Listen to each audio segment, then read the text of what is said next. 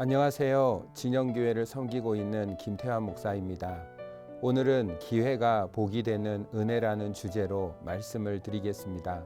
여호와께서 우리를 기뻐하시면 우리를 그 땅으로 인도하여 들이시고 그 땅을 우리에게 주시리라. 이는 과연 젖과 꿀이 흐르는 땅이니라. 다만 여호와를 거역하지 말라. 또 그 땅 백성을 두려워하지 말라. 그들은 우리의 먹이라. 그들의 보호자는 그들에게서 떠났고 여호와는 우리와 함께 하시느니라. 그들을 두려워하지 말라 하나. 하나님은 모세를 통해 이스라엘을 가나안 앞까지 인도해 주셨습니다. 이스라엘은 가나안 땅에 12정탐꾼을 보냈습니다. 그들은 40일 동안 정탐하고 돌아와 보고합니다. 10명은 그 땅을 악평하여 우리는 그 땅에 들어가면 죽을 것이라고 합니다. 우리는 그들에 비해 메뚜기 같다고 합니다. 모든 백성들이 이들의 말을 듣고 낙심합니다. 마음이 물같이 녹았습니다.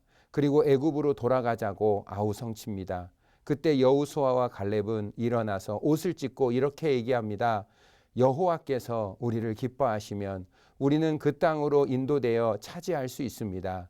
여호와 하나님을 거역하지 맙시다. 그들을 두려워하지 맙시다. 그들은 우리의 먹이입니다.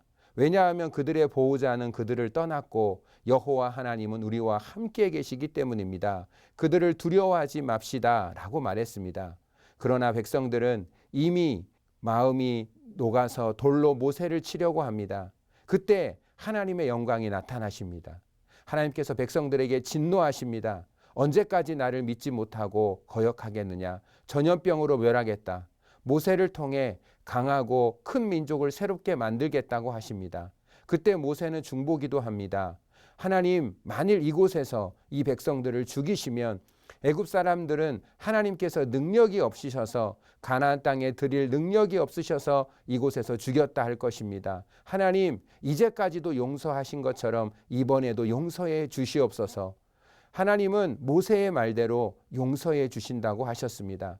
그러나 하나님께서는 자신의 귀에 들린 대로 행하신다고 하시면서 원망한 사람들은 광야로 돌아가서 40년을 방황하며 죽을 거라고 하십니다. 20세 미만의 사람들과 여호수아와 갈렙은 그 마음이 달랐기에 가나안에 들어간다고 하십니다. 백성들은 놀랍니다. 그리고 땅에 들어가겠다고 합니다. 그러나 하나님은 함께 하시지 않겠다고 하십니다. 그러나 그들은 땅에 들어갔다가 패하고 광야로 돌아갑니다. 우리는 이 이야기를 통해 하나님이 주신 기회가 복이 되지 못한 경우를 보게 됩니다. 우리는 하나님께서 주신 기회를 복으로 만들어야 하는데 어떻게 하면 기회를 복으로 만들 수 있을까요? 첫째, 하나님의 시각을 가지셔야 합니다. 12정탐꾼은 똑같은 땅을 보고 왔지만 보고 내용이 너무 달랐습니다. 10명은 그 땅을 악평하여 들어갈 수 없다고 합니다. 하나님은 들어갈 수 있다고 해서 여기까지 인도하셨는데 그런데 하나님의 말씀을 정면으로 거역하는 보고입니다. 인간의 시각만을 가졌습니다. 하나님의 시각이 없었습니다. 그러나 여호수아와 갈렙은 인간적인 시각 위에 하나님의 시각을 가졌습니다. 하나님의 시각을 가질 때 기회가 복이 될 줄 믿습니다. 둘째, 모세처럼 기도해야 합니다. 모세는 하나님의 진노 앞에서 중보기도 합니다. 모세는 금송아지 숭배 사건에서도 목숨을 걸고 중보기도하여 민족을 지켜내었습니다. 한 사람의 기도가 200만 명을 구원해낸 것입니다. 기회가 복이 되게 하기 위해선 기도해야 합니다. 기도는 하나님을 알게 해주십니다. 기도는 문제 해결이나 목적 달성이나 소원 성취가 목적이나 본질이 아닙니다. 기도의 본질과 목적은 하나님의 계획과 뜻과 미래가 이루어지도록 하는 것이 기도인 줄 믿습니다.